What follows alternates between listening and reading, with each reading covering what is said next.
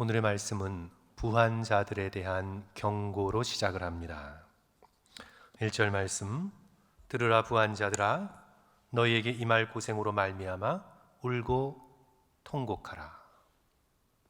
지금 내가 가지고 있는 재물로, 내가 가지고 있는 돈으로 인해서 이제는 앞날이 괜찮구나, 나의 앞날은 보장받았구나, 나는 그럭저럭 먹고 살 수 있겠구나 생각하며 웃으며 기뻐하는 자들아, 너희에게 임할 고생으로 말미암아 오히려 울고 통곡하라.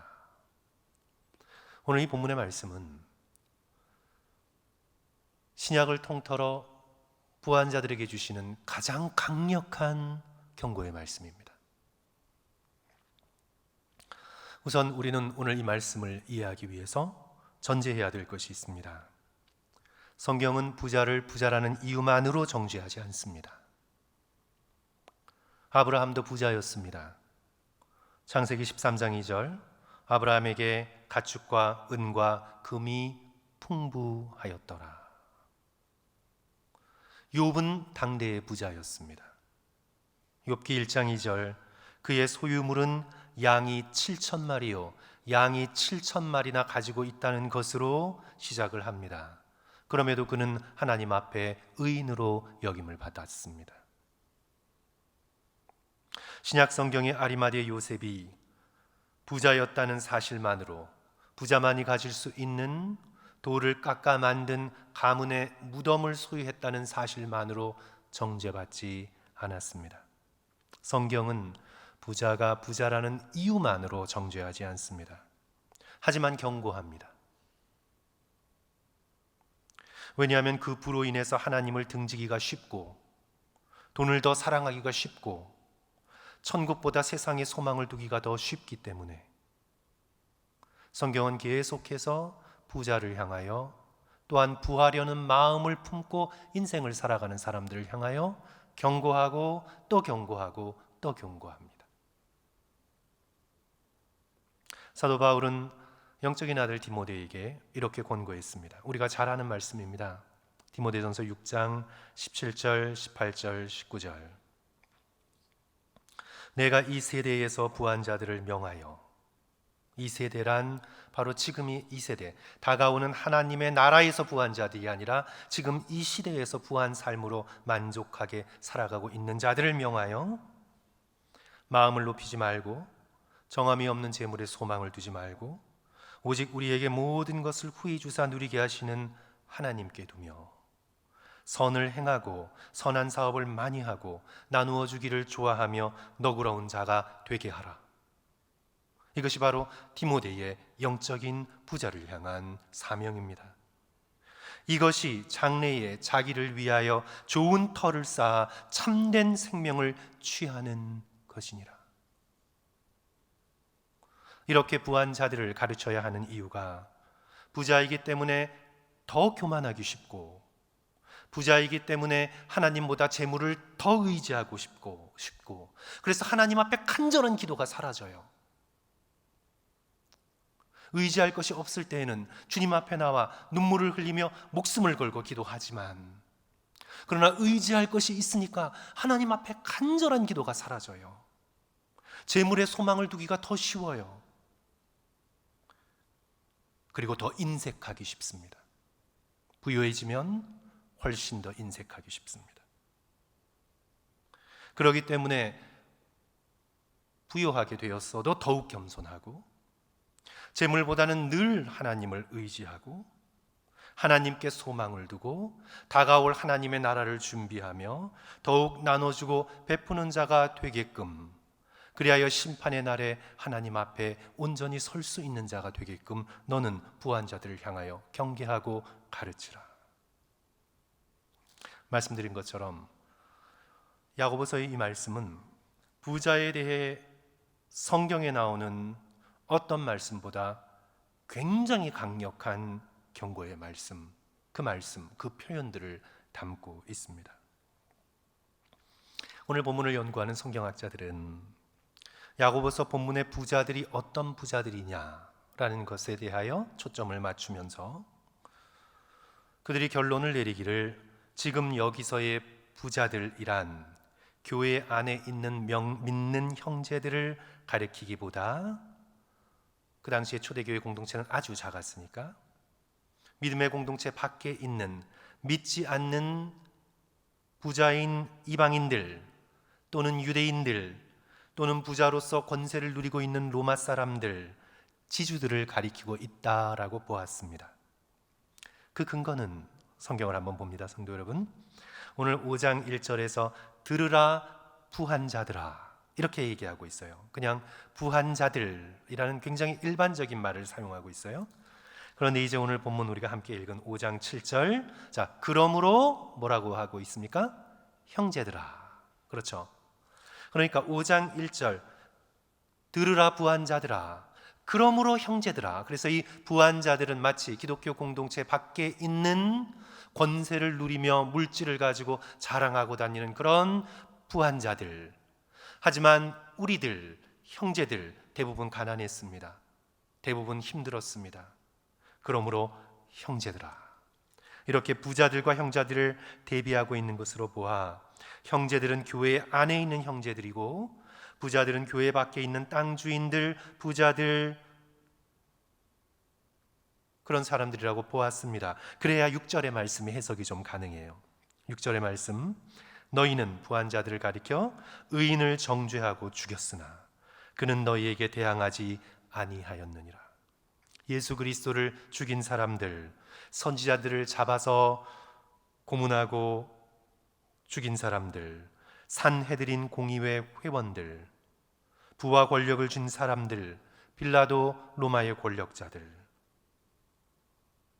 그래서 아마도 이 본문의 말씀은 들으라 부한 자들아, 여기서의 부한 자들은 교회 안에 있는 부한 자들이라기보다 드물었으니까 교회 밖에 있는 믿지 않는 물질을 의지하며 살아가는 이방인들, 그들을 말하는 것일 가능성이 높습니다. 그러면 이제 우리가 묻게 됩니다. 그럼 왜 직접 들을 수도 없는 이방 부자들에게 이렇게 외치고 있는가? 성도들은 왜 그럴까요? 그들이 듣지 못해도 그리스도인들은 듣고 있습니다. 형제들은 듣고 있습니다. 하나님의 종말의 때에 믿지 않으며 교만하게 살아가는 부한 자들을 하나님께서 어떻게 처리하실까를 깨달아 알 수 있습니다. 그러므로 인해서 형제들은 인내하게 되고 물질에 대한 욕심을 멀리하게 됩니다.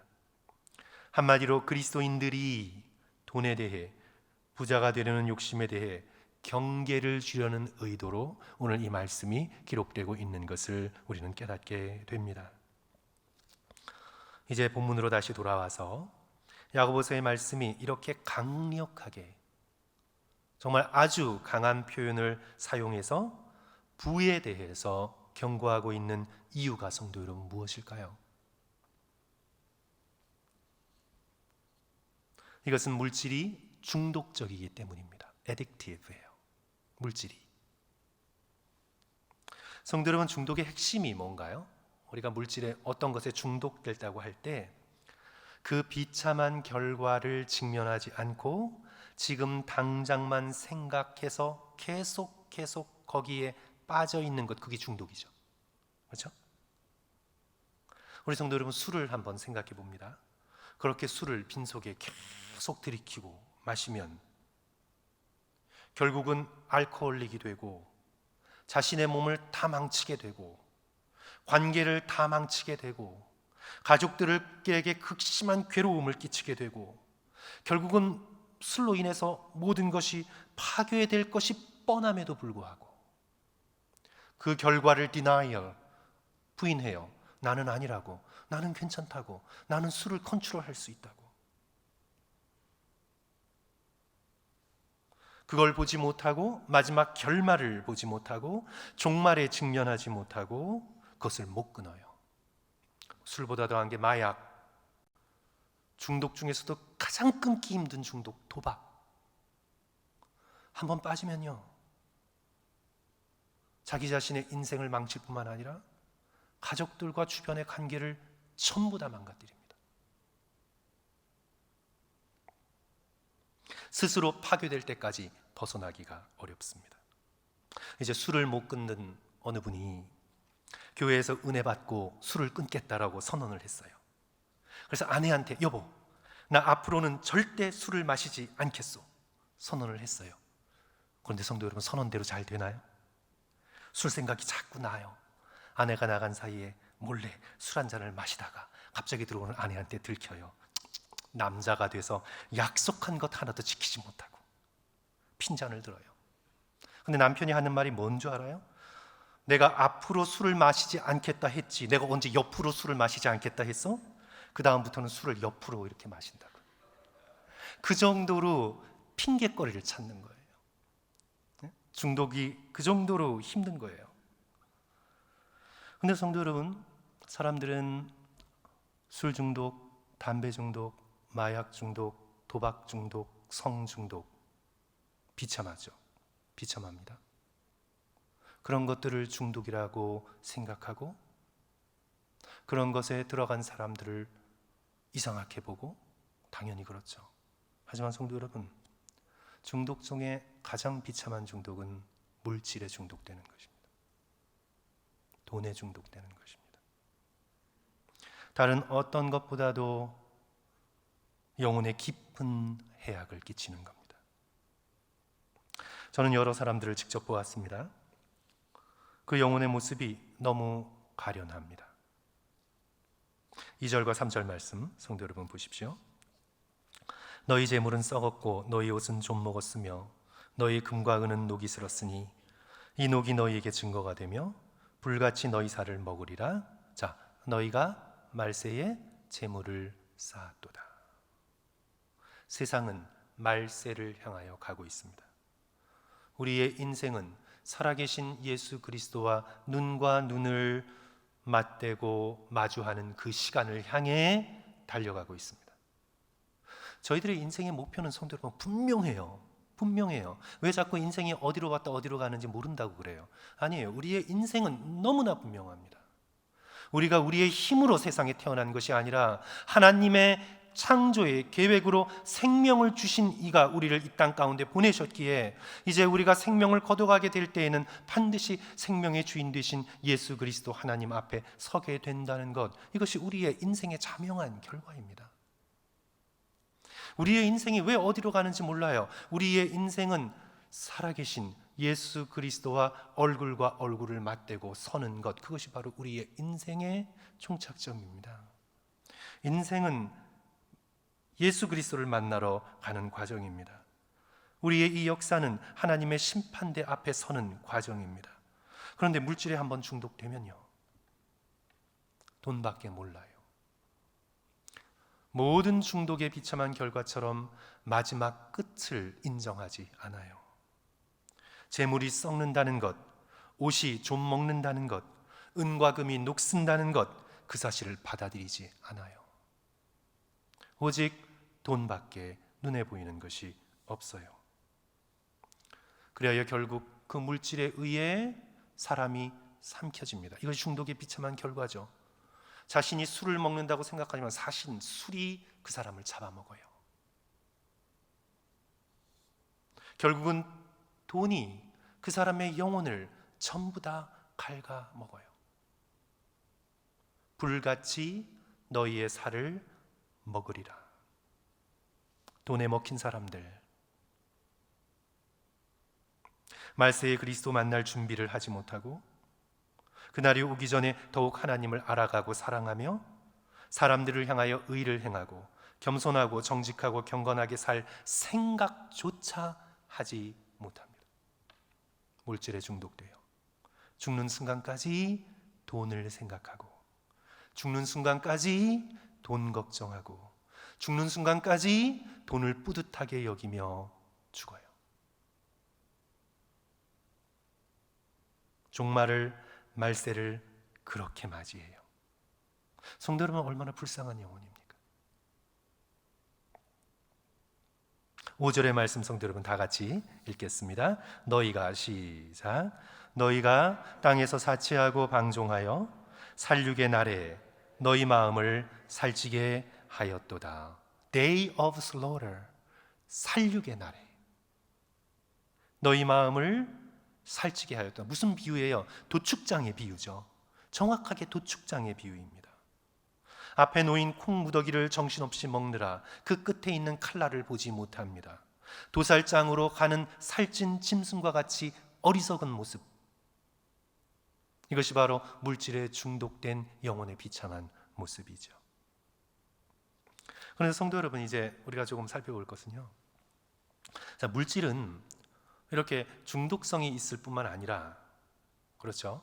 근데 우리 가운데 내가 물질에 중독되었다 그렇게 심하게 생각되는 분들이 있나요? 그렇지 않죠. 우리는 물질을 어느 정도 컨트롤할 수 있다고 생각하잖아요. 그런데 이제 우리가 조금 더 생각해 볼 것은요, 성도 여러분, 물질은 많으면 많을수록 우리를 더 정직하지 못하게 만들 수 있어요. 그것을 기억하셔야 돼요. 물질은 우리에게 정직함의 시험에 큰 걸림돌로 우리 앞에 다가올 수 있어요. 하루 100불을 버는 사람이 약간의 속임수로 100불을 더 벌 수 있다 생각하면 우리의 양심은 그까지 100불 때문에 양심을 버릴까 하고 거절할 수 있습니다. 쉽게. 그런데 성도 여러분, 그 금액이 1000불이 되고 10,000불이 되고 100,000불이 되고 100,000불이 된다고 생각해 보세요. 더 큰 유혹을 받게 됩니다. 100불 가지고는, 작은 돈 가지고는 양심을 지킬 수 있었던 사람이요, 큰 금액 앞에서는 얼마든지 타협하려는 생각을 품게 됩니다. 그래서 물질이 많으면 많을수록 정직해지기가 어려워요. 이것이 물질이 가져다 주는 시험이에요, 성도 여러분. 대부분의 기업들이 첫 시작하는 작은 기업이었을 때는 대체로 정직하게 시작할 수 있어요. 대체로.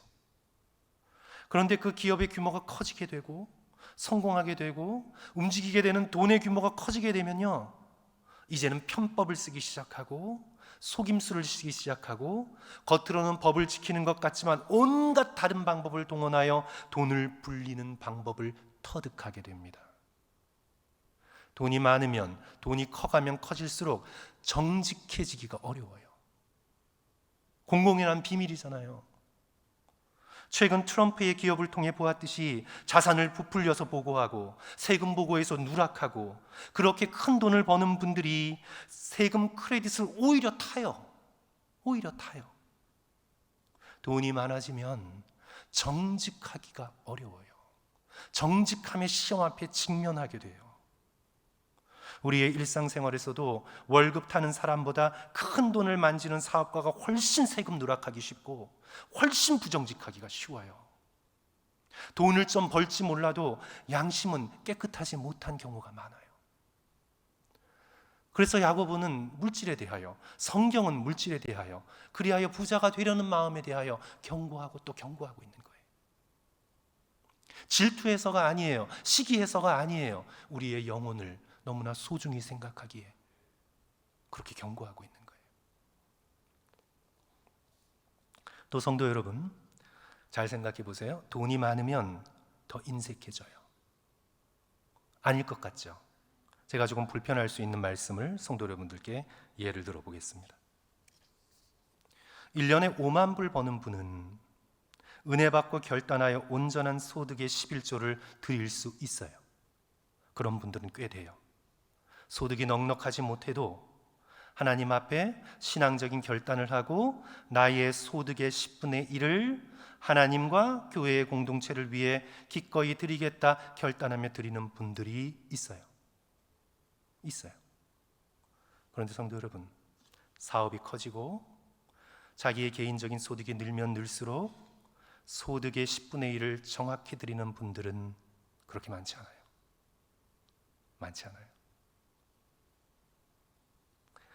액수는 크게 보여질 수 있어요. 하지만 자신의 버는 소득의 비율로는 점점점 돈의 무게에 이끌려 인색해져요. 사업 초기에는 11조 생활을 할 수 있어요. 그런데 액수가 커지면 안 해요. 20분의 1, 50분의 1만 드려도 커 보이거든요. 물질의 무게에, 물질의 크기에 마음이 더 인색해져요. 그래서 성도 여러분, 부해질수록 인색해질 수 있어요. 그래서 예수 그리스도께서 과부가 헌금 드리는 모습을 보신 거예요. 마가복음 12장 43절 44절 내가 진실로 너희에게 이르노니 이 가난한 과부는 헌금함에 넣는 모든 사람보다 많이 넣었도다. 예수님께서 지금 금액을 보고 계세요? 비율을 보고 계세요? 예수님께서 지금 금액을 보고 계세요? 비율을 보고 계세요? 비율을 보고 계세요. 내가 진실로 너에게 이르노니 이 가난한 과부는 헌금함에 넣는 모든 사람보다 더 많이 넣었도다. 그들은 다, 다른 사람들은 다 풍족한 중에 넣었거니와 이 과부는 그 가난한 중에 자기의 모든 소유 곧 생활비의 전부를 넣었느니라. 예수님이 지금 액수를 보신 게 아니라 레이시오, 비율을 보셨어요. 전부를 드릴 수 있는 가난한 과부의 그 마음을 보셨어요. 그러나 부자들은 전부를 드릴 꿈조차 꿀 수가 없어요. 부자 청년에게 너는 너의 모든 재물을 가난한 자들에게 나눠주고 나를 조치라 할 때 그는 근심했어요. 그의 영혼이 물질의 무게에 짓눌려 있었고 그가 소유하고 있는 재산의 크기가 너무나 컸기 때문에 그는 그것을 포기하고 예수님을 따를 수 있는 마음을 품질 못했어요. 만약 그 사람이 가난한 사람이었다면 그는 기꺼이 전부를 포기하고 따랐을 수도 있겠죠. 그래서 사랑하는 성도 여러분, 많은 돈은 영적으로 정말 깨어있지 않으면 정말 위험해요. 정말 위험해요, 성도 여러분. 그 많은 돈으로 인해 자기의 영혼을 상하게 만들어요. 그래서 4절과 5절 말씀 성도 여러분 봅니다. 4절, 5절 우리 한번 같이 읽을까요? 시작. 보라, 시작. 보라, 너희 밭에서 추수한 품꾼에게 주지 아니한 삭시 소리 지르며 그 추수한 자의 우는 소리가 만군의 주의 귀에 들렸느니라. 5절 너희가 땅에서 사치하고 방중하여 살육의 날에 너희 마음을 살찌게 하였도다. 이 핑계 저 핑계 대고 임금을 제때 제값으로 주지 않는다는 말씀이죠. 거짓말하는 거죠. 아우 나도 돈이 없다고, 지금 나도 너무 어렵다고, 나도 적자라고. 부정직하기 쉬워요. 물질 앞에서 자기 몫을 먼저 챙기느라, 자기의 높은 생활 수준을 유지하느라, 자기가 가진 재산을 매니지하느라 이 핑계 저 핑계 대면서 자신을 향해서는 풍족하고 다른 사람을 향해서는 인색해요. 그래서 오늘 말씀의 이 부분의 결론은 뭐냐면, 성도 여러분, 깊은 신앙과 헌신 없이 부자가 되는 것은 정말 위험하다. 오늘 본문의 말씀이 그것을 우리에게 교훈으로 주고 있어요. 하나님을 깊이 사랑하고 형제들을 정말 긍휼히 여기는 마음 없이 내가 그저 돈이 많아지는 것, 그것은 정말 두렵고 위험하고 해로울 수 있는 일이다. 하나님의 심판대 앞에서 견딜 수 없는 일이 된다. 차라리 소박하고 겸손하게 정직하게 하나님을 의지하고 맡겨주신 사람을 사랑하고 사는 것이 훨씬 복된 삶이에요, 성도 여러분. 그래서 성도 여러분, 복권 사지 마세요. 우리 가운데 복권 사시는 분들 있을 것 같은데, 성도 여러분, 복권 사지 마세요. 큰 액수의 복권이 당첨되는 순간 여러분의 영혼은 돈에 잡아먹혀요. 감당할 수 없어요, 성도 여러분.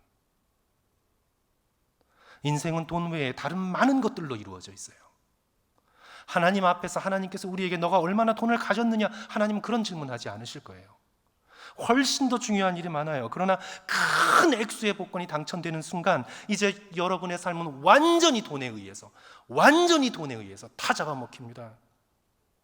그나마 유지해왔던 인간관계 다 산산조각 나요. 그러니까 성도 여러분, 되지도 않을 뿐만 아니라 사지 마세요. 그런 것에 소망 걸지 마세요.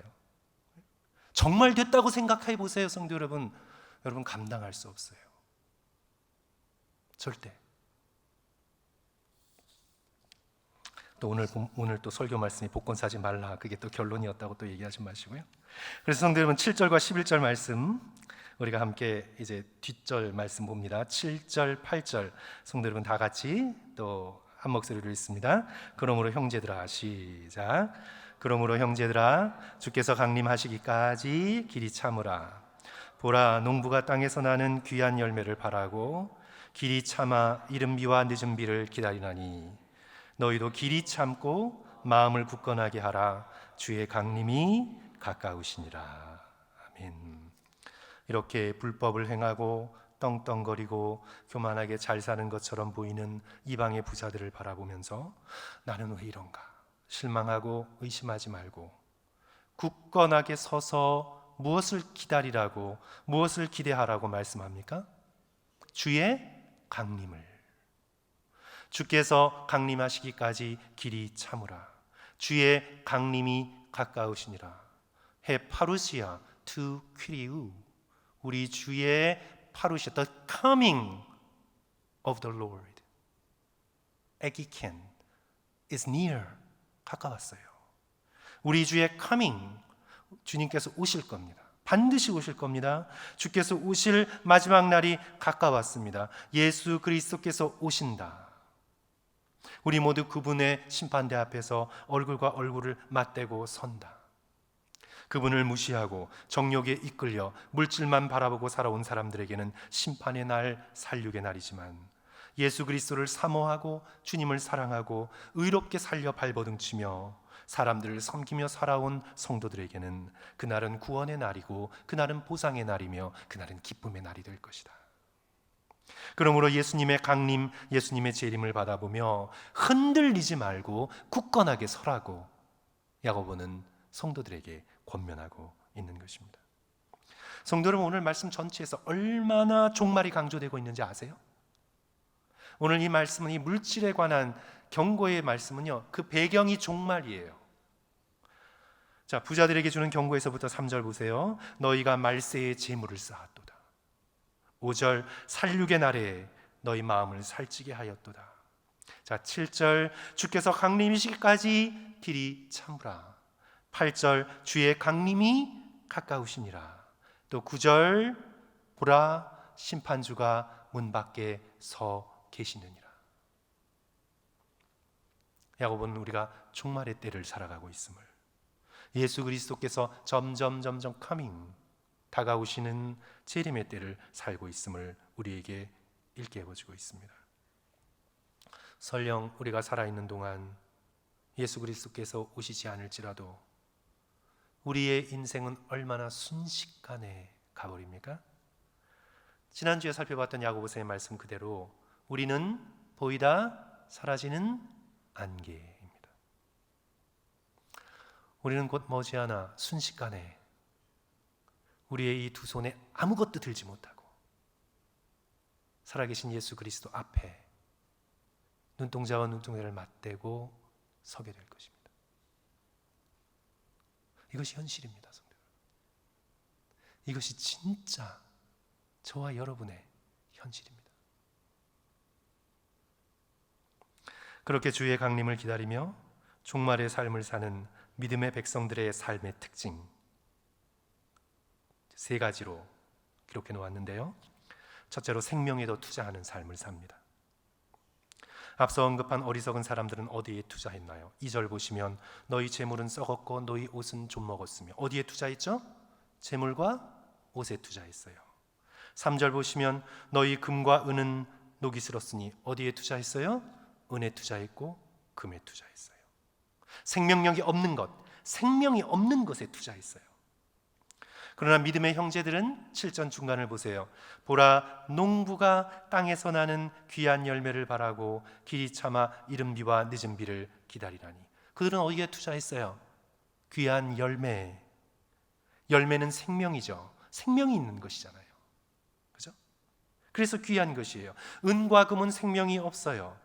그러나 이 귀한 열매를 바라고 지금은 눈에 보이지 않지만 믿음의 씨앗을 뿌리고 말씀의 씨앗을 뿌리고 섬김의 씨앗을 뿌리고 사랑의 씨앗을 뿌린 진정한 믿음의 백성, 생명에 더 투자를 하는 거죠. 그래서 우리 믿음의 백성들은 종말이 가까움을 볼수록 생명에 더 투자해야 돼요. 살아있는 것 중 가장 살아계신 분 누구신가요? 예수 그리스도 살아계신 하나님 아버지, 하나님을 더 알고 그리스도와 더 깊은 교제를 가지도록 시간과 열정을 투자해야 돼요. 예배드리는 시간을 아까워하지 않고 기도하고 말씀 있는 시간이 내게 가장 귀한 시간이라고 여기며 그것에 헌신해야 돼요. 또한 우리는 사람의 영혼에 투자해야 돼요. 그들을 위해 기도하고 그들을 돌보고 그들을 섬기고 주의 강림의 날에 예수 그리스도 앞에 서게 될 때 내가 섬기며 기도하고 긍휼의 마음으로 도운 사람들이 저와 여러분의 재산이 될 것입니다. 그리고 둘째로요, 그리스도의 형제들은 종말의 시대를 살아가며 어떻게 해요? 불평하거나 원망하지 않는다. 우리 9절 말씀 우리 다 같이 한 목소리로 읽습니다. 형제들아, 시작. 형제들아, 서로 원망하지 말라. 그리하여야 심판을 면하리라. 보라, 심판주가 문 밖에서 계시느니라. 영적으로 가장 성숙했다는, 가장 영적으로 성숙의 가장 중요한 표지는요, 내 입술에서 원망과 불평의 언어가 사라지고 있는가, 그거예요. 성도 여러분, 내가 하나님의 백성이 되어가고 내가 예수 그리스도를 닮은 사람이 되어가는 영적인 가장 중요한 표지는 내 입속에서 불평과 원망이 사라지고 대신 하나님을 향한 찬양과 감사와 격려의 언어가 내게 넘치고 있는가, 그것이 가장 중요한 거예요.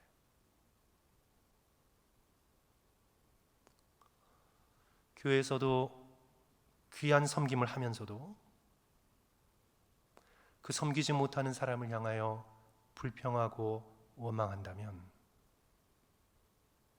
그것은 성숙의 표시가 아니에요.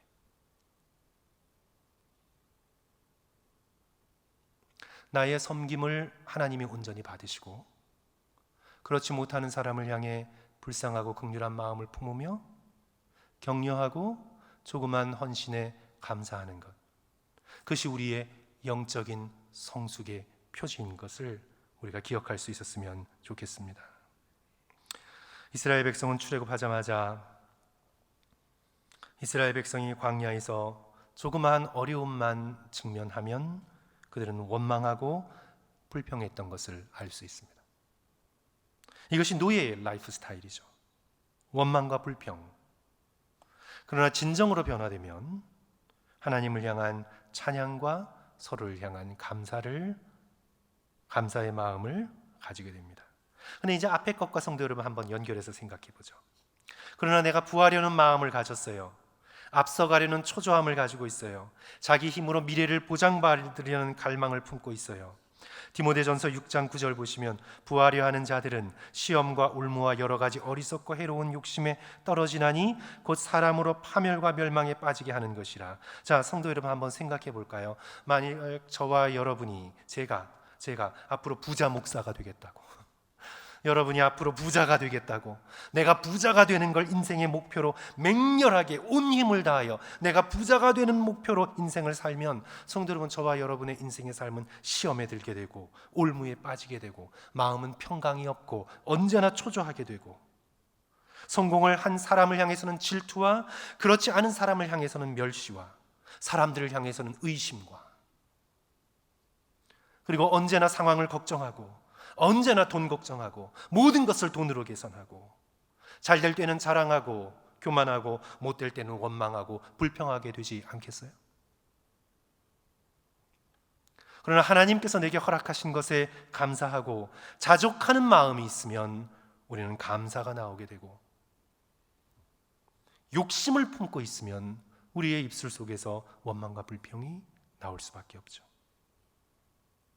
그래야 종말을 살아가는 믿음의 백성들은 이 때를 살아가며 자족하고 예수 그리스도께서 문 밖에 서 계시다는 사실 때문에 기뻐하고 감사하며 서로 격려하는 그런 삶을 살아간다고 기록하고 있죠. 그리고 마지막으로요, 성도 여러분, 진정한 그리스도의 사람은 고난을 잘 견딥니다. 고난을 잘 겪어나갑니다. 고난을 겪어내는 모습 속에 그 사람의 진가가 드러납니다. 어떤 사람의 진가는요, 그 사람이 성공하는 데서 드러나는 것이 아니고 그 사람이 고난을 어떻게 겪어내는가를 보면 그 사람이 진짜 어떤 사람인가를 알게 돼요. 10절과 11절 성도 여러분 다 같이 또 한 목소리로 읽습니다. 형제들아, 시작. 형제들아, 주의 이름으로 말한 선지자들을 고난과 오래 참음의 본으로 삼으라. 보라, 인내하는 자를 우리가 복되다 하나니 너희가 욥의 인내를 들었고 주께서 주신 결말을 보았거니와 주는 가장 자비하시고 긍휼히 여기는 이시니라. 자, 여기서 이제 둘을 예를 들고 있어요. 선지자들 그리고 욥. 자, 선지자들은 상황이 거꾸로 가도 하나님의 약속의 말씀이 이루어지리라는 굳센 믿음으로 불신앙의 시대를 견뎌나갑니다. 욥, 순식간에 모든 걸 다 잃었습니다. 그러나 그는 결코 하나님 앞을 떠나지 않습니다. 왜냐하면 욥에게 가장 중요한 건 하나님이기 때문입니다. 물질이나 양떼나 사회적 지위나 심지어 자식이나 자기의 이미지나 자기의 건강도 아닌 욥에게 있어서 가장 중요한 건 바로 하나님이기 때문입니다. 그래서 그는 하나님께 항의하고 하나님께 탄식할 수는 있어도 절대 하나님을 등지고 떠날 수 없습니다.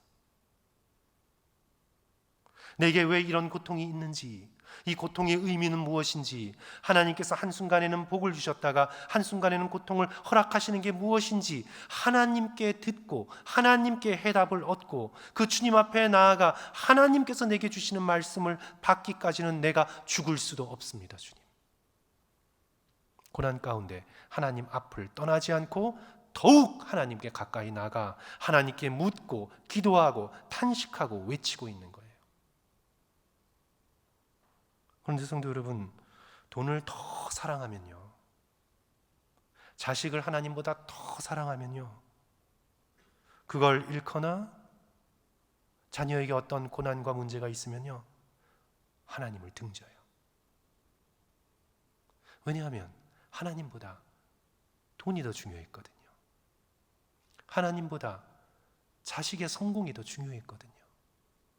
가장 중요한 게 무너졌는데 다음 것은 아무것도 아니죠. 어찌 나에게 하나님이 이러실 수 있는가? 고난을 믿음으로 견뎌내질 못해요. 왜냐하면 하나님에 대한 믿음은 너무나 약하고 돈에 대한 믿음은 너무나 굳세기 때문에. 그러나 진정한 그리스도의 사람은 하나님은 여전히 계시고 예수께서 여전히 날 사랑하심으로 사도 바울처럼 어떤 환경에도 처할 수 있는 일체의 비결을 터득한 사람이에요. 이것이 바로 종말을 살아내고 있는 믿음의 백성들이죠.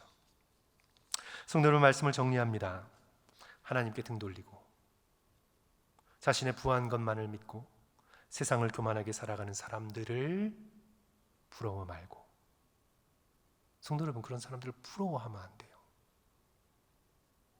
성도 여러분, 부러워하면 안 돼요. 저는 제가 목회자로 살겠다 하고 어렸을 때부터 결단해서 그런지 부럽지가 않아요, 그런 것들이.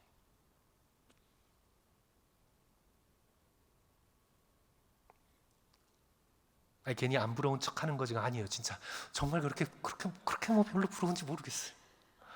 막 좀 뭐 럭셔리한 어떤 뭐 호텔, 막 럭셔리한 음식, 뭐 이런 것들이 그거 하룻밤 자는데 그런 데서 자서 뭐 하나?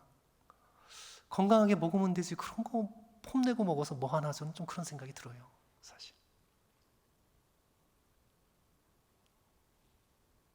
그래서 성도 여러분, 하나님께 등 돌리고 이 세상에서 모든 것을 한번 누려보겠다고 인생을 살아가는 그런 사람들을 부러워하지 말고 불쌍하게 보십시오. 불쌍하게 보세요. 얼마나 속이 허전하면 겉으로 저럴까 불쌍하게 생각하세요.